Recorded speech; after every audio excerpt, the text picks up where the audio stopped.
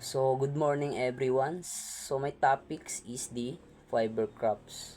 So, my assign is the sisal producing crops or the sisal Agabe sisalana.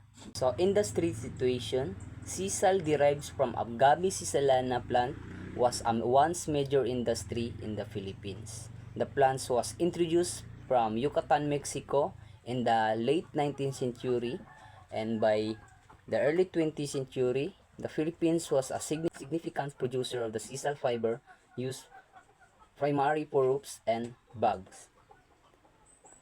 So, diri sa Pilipinas is importance na dyan ni ang fiber it because nga natay ginabuhat nga ropes and also bags. Next is the historical content. Sisal journey to the Philippines began in the 19th century, likely to the introduction of the plant from the other sisal producing region like Mexico or Africa.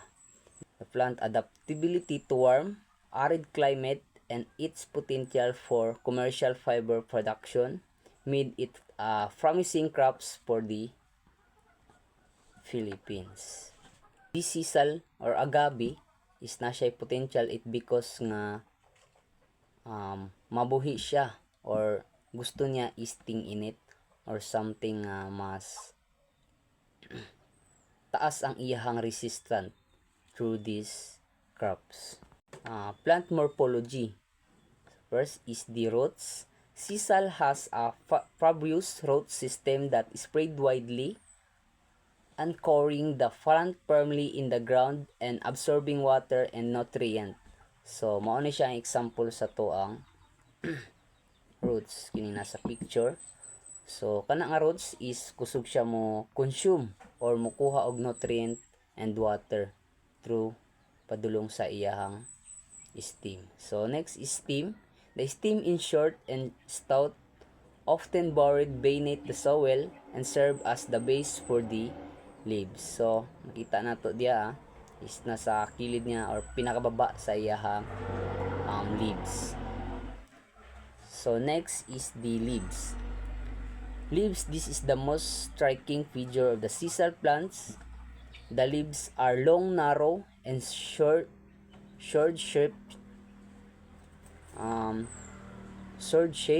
typically grow up to 1.5 meters in length. So, ang isa ka leaves daw is maabot siya og 1.5 meters ang pinaka taas niya. So, length, they are stiff, rigid, and have sharp, pointed tips, making them a bit hazardous to handle. So, tanaw dyan na to sa sisal, kiningan sa picture, is sharp jud siya or talini siya. Mo na siyang lisod kay siya i-handle. Mo na mag-use sila og other nga mga equipment para kuan jud nila or ma-harvest nila. The leaves are covered in a waxy coating that help them retain moisture in the dry season. Next is also ang iyahang fiber. So the most valuable part of the sisal plant is its fiber. These fiber are found within the leaves and are extracted through processing. The fiber are strong, durable, and resistant to rot, making them ideal for use in ropes, twines, and other applications. So, makita na to ang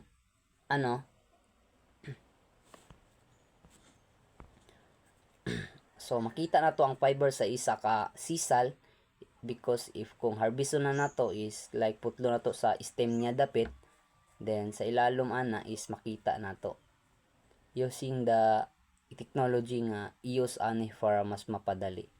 Like sa kuan sa abaka is lahi siya. Is pwede ra siya mano-mano.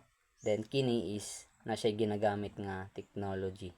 But pwede pud guro siya but mapadugay because nga gahi ang iyahang leaves. Mas dugay siya makuha. So flower, sisal plant are the monocarpic, meaning the flower only once in their lifetime. So kining kuan sisal is mamuungal I mean nga mo flower lang siya within their lifetime or kanang kaisa ra siya mamunga sa isa ka kuan niya. The flower stalk called as inflorescence can grow up to 6 meter tall and bear numerous yellow flowers. So makita na to siya is yellow ang iyang flower daw. Then grabe siya kataas no, is maabot siya og 6 meters tall and bear numerous yellow flower. So makita na to ang yellow flower but wala kay siya nakita diri sa picture. But kana siya is na siya yung mga yellow nga flower. Next is the plant anatomy. One is bacular tissue. Like most plant, sisal has bacular tissue that transport water and nutrients throughout the plant. This tissue consists or xylem. So ang xylem is makita na to siya sa sulod sa isa ka crops nga sisal. So through that kana siya ang naga-transfer og water para sa isa ka lawas sa isa ka sisal. So and for nutrients transport. This vascular bundle are found throughout the plants including the leaves, stem, and roots. So makita siya diya.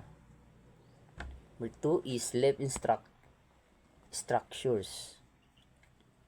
Leaves are adaptive for efficient water storage and fiber production. So mas kusog siya mo kuha og water mo kuha.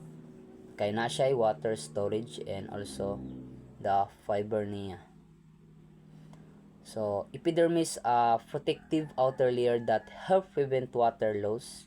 This layer is covered in a waxy coating that further reduce water loss. So mao na siya maka-protect sa isa ka leaves or sa isa ka sisal para dili niya ma-lose ang isa ka water man nasa iyahang na consume. Soil requirement. So well drained sisal prefers soil that drained well to prevent root rot which can be detrimental to its growth. So need jud nato nga clean ang isa ka area before nato itanom ang isa ka sisal because nga makadamage siya sa root rot or iyahang ugat. So climatic requirements. Full sun, sisal needs plenty of sunlight for optimal growth. So need sa isa ka sisal nga sunny day or sunlight for optimal growth para mas mapadali iyang pagtubo. It because nga kini nga kuan. So next is the variety. For strong ropes and twines, we can use agabi sisalana in the preferred choice. So mo ni siyang agabi sisalana kini sa taas.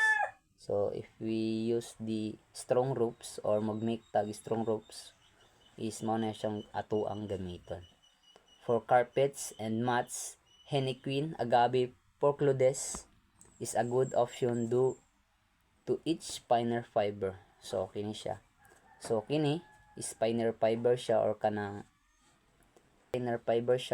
nipis ang iyahang fiber nga makita nato aning kuan. Agabi, porcludes. So goods for making carpets and also mats. A sucker suitable for planting in the main field should be greater than 30 cm length, at least 250 J weight, has 4 to 5 leaves and free from any disease and or stress. So amili ta og ani nga nasya sa fit ang iyahang kuan para ready for planting siya or nasya sa 4 to 5 leaves free from the any disease and or stress. The nursery management. Land selection. The nursery site should be well drained, fertile, flat, and near an irrigation source. So need nato nga ang area is flat and well drained and near an irrigation sources. So kini magong sisal is need po siya og water it because nga kusog siya makonsume og tubig compared to other nga mga crops. And preparation, clearing, remove any existing vegetation and debris from the planting area. So need nato nga like agbasan or something nga hinlo na, it because nga pag planting na is wala na kay siya problema. So field layout, spacing, sisal plant require adequate spacing for optimal growth and harvesting. So recommending spacing is 3 meter plus 1 meter times 1 meter equals to 500 plants per hectare yung matanom, or 3.5 meters plus 1 meter times 1 m, 4,400 plants ang imong matanom per hectares kung magpalo ka ning kuan. Then sa planting time, the planting should be done during the onset of the monsoon season, June to July, to take advantage of the rainfall and allow plant to establish well. So kini nga time is diri jud ta magtanom because nga ting-ulan pa siya. Kay because of this plant is need jud siya og tubig gyapon.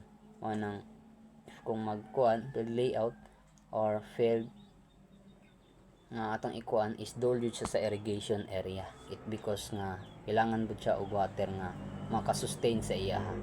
Fertilizer application, so NPK sisal generally required and balance supply nitrogen, phosphorus and potassium K. Common recommendation in NPK. Nutrient management is described sisal cultivation can lead to nutrients depletion in the soil over time, especially if fertilizer are not applied adequate. Fish management, sisal weevil. So this pest is mao na siyang common nga makita nato sa kasisal daw, because nga makadamage siya of heart of the plant. So disease management, biological control, use beneficial fungi such as trichoderma species to suppress the growth of the asparagus fungi. Harvesting, sisal plants are typically harvested when they reach maturity, which is about 3 to 5 years after planting. So harvesto nato ang isa ka sisal when in reach siya sa about sa 3 to 5 years after planting. Is na naman siya diya sa matured nga kuan. So pwede na siya ma-harvest. So the leaves are cut close to the base using sharp knives or machete. So kining gi-use sa lalaki diri is mo nang ginatawag nga machete. So harvesting is done manually to ensure the fiber remain stuck and undamaged. So ginamanual nila pagtrabaho, it because nga para maiwasan ang pagdamage, because kung mag-use ta og other nga mga technology is madamage siya kay wala pa na fit nga technology para ani nga pag-harvest.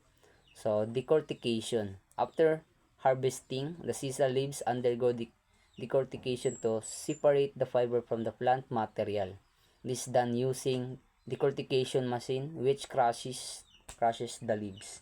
So pareha ning gikuha na niya mga leaves ani is mga leaves ana is rekta na siya diriya sa decortication or kini nga machine.